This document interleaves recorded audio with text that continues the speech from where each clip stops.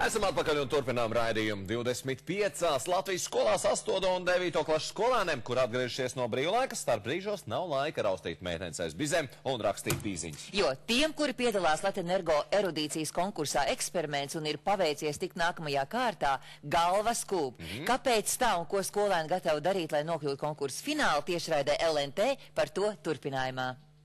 Liepājas Raiņa 6. vidusskolas komanda Vīreļi izturēja Latenergo koncerna erudīcijas konkursa Eksperiments pirmo kārtu un tagad cīnās par iekļūšanu lielajā finālā LNT tiešraidē. Iespējamais veiksmes iemesls – prasme fizikas likumsakarības saskatīt arī ārpus klases. Mans mērķis ir tāds, lai skolēni, izejot no skolas, neteikt, fuj, tā ir iedīgā fizika, fuj, tai fizikā es nekā nesapratu. Tad iesaistīt dažādās aktivitātēs. Aktivitāšu vidū ir arī daudzveidīgas mācība ekskursijas. 5 no 6 komandas dalībniekiem ir pabijuši pie viena no lielākajiem elektrības patērētājiem pilsētā – uzņēmuma Liepājas ūdens. Iespēja piedalīties eksperimentā ir palīdzējusi jauniešiem paplašināt redzesloku un ar jaunām acīm paskatīties uz zināmām lietām. Es biju pamanījis, ka mums viena rozeti pieslēgt 3 pagarināmē, tos uzreiz likvidēju. Es sapratu, ka tur ir pa daudz patēriņš un var sākt svilpt, to es visu nost. Un tagad pārēķināju, visu aprēķināju un tagad viss pareizi. Taupa elektrību vairāk. Pirms tam pie tā nepiedomāju tik dikti, bet jau var bija sākts domāt. Bija ļoti daudz uzdevumus, strādājumi starpbrīžos, brīvstundās, kad bija brīvstundas un rēķinājumi visu laiku tos uzdevumus. Man patīk radošie uzdevumi ļoti. Tāpēc, ka tur viņiem bija pašiem, tur jāslēdz tā un tur viss kaut kas jādara dēļ tā, tieši tas man ieinteresē.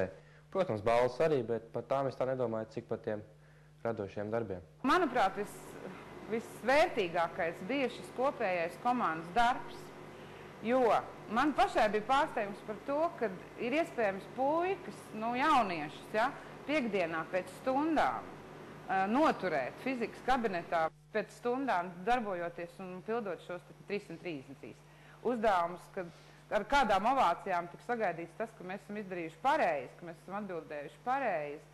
Un arī kopējā tā klases atmosfēra, manuprāt, ir mainījusies. Mēs visi kopā strādājām, domājām, risinājām. Bijām viens vesels kolektīvs, nevis tā kā tur sadrumstalot. Darījām visu, lai būtu, jo mēs gribam kaut ko tikt, parādīt sev, celt skolas godu un paši sev. 2. gadu mācot, man nekad nav bijis tā, ka tieši tēma elektrība fizikā 9. klasē skolāniem izraisa tik lielu interesi arī parastajās mācību stundās. Man patika visvairāk, kad mēs slēdzām klasē tās elektriskās ķēdes. Domāju, ka es kļūšu par elektroinženieri, iešu mācīties kādā uzņēmumā. Man vienkārši patīk šī profesija. Es esmu skaļruņus datoram uztaisījis, elektromotors sev. Kad kaut kas atlīdz, piemēram, vai e-krāna, tad es mēģinu viņus attaisīt, apskatīties. Ja kaut ko nesaprotu, tad paprastu tētim vai sameklēju internetā, lai es izprastu šīs lietas. Man patīk elektrība, viss kaut kas saistās mūsu pasaulē, nekas bez tā nenotiek. Tas ir ļoti interesanti attīst. Tev ir savādāks redzējums uz dzīvi. Tu saproti, ko tu vari tēmēt, tev ir lielāks perspektīvas, lai redzētu savu nākotnes profesiju izvēlētos. Bija ļoti tāds foršs sajūta, kad mēs esam tikuši tālāk, bet, kad ieraudzījām tos nākamos uzdevumus, bija tā bišķi ko padomāt. Jo tie nākamie uzdevumi ir tādi aizvien grūtāk un grūtāk. Un tomēr Latenergo organizētā konkursa Eksperiments 2. kārtas uzdevumus Liepājas komanda jau atrisinājusi. Atliek izveidot komiksu un audzēt muskuļus. Komiksa tēma ir elektrība pēc 20 gadiem.